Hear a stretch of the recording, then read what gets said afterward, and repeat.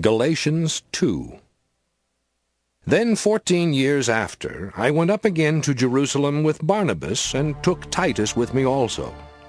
And I went up by revelation, and communicated unto them that gospel which I preach among the Gentiles, but privately to them which were of reputation, lest by any means I should run or had run in vain.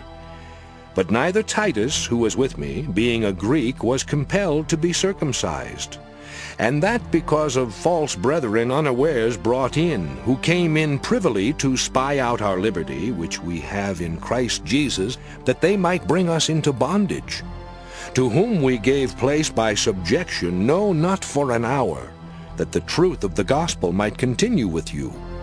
But of these who seem to be somewhat, whatsoever they were, it maketh no matter to me. God accepteth no man's person. For they who seemed to be somewhat in conference added nothing to me. But contrariwise, when they saw that the gospel of the uncircumcision was committed unto me as the gospel of the circumcision was unto Peter, for he that wrought effectually in Peter to the apostleship of the circumcision, the same was mighty in me toward the Gentiles. And when James, Cephas, and John, who seemed to be pillars, perceived the grace that was given unto me, they gave to me and Barnabas the right hands of fellowship, that we should go unto the heathen, and they unto the circumcision. Only they would that we should remember the poor, the same which I also was forward to do. But when Peter was come to Antioch, I withstood him to the face, because he was to be blamed. For before that certain came from James, he did eat with the Gentiles. But when they were come, he withdrew and separated himself, fearing them which were of the circumcision.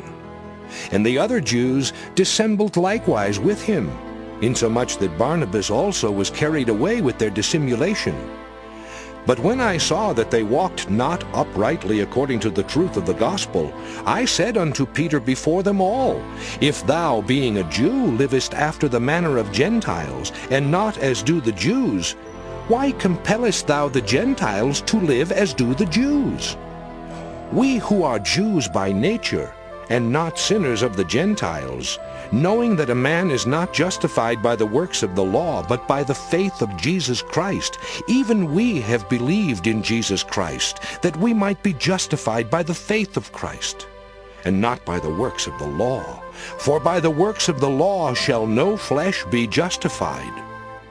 But if, while we seek to be justified by Christ, we ourselves also are found sinners, is therefore Christ the minister of sin? God forbid! For if I build again the things which I destroyed, I make myself a transgressor. For I through the law am dead to the law, that I might live unto God. I am crucified with Christ, nevertheless I live. Yet not I, but Christ liveth in me. And the life which I now live in the flesh I live by the faith of the Son of God, who loved me and gave himself for me. I do not frustrate the grace of God. For if righteousness come by the law, then Christ is dead in vain.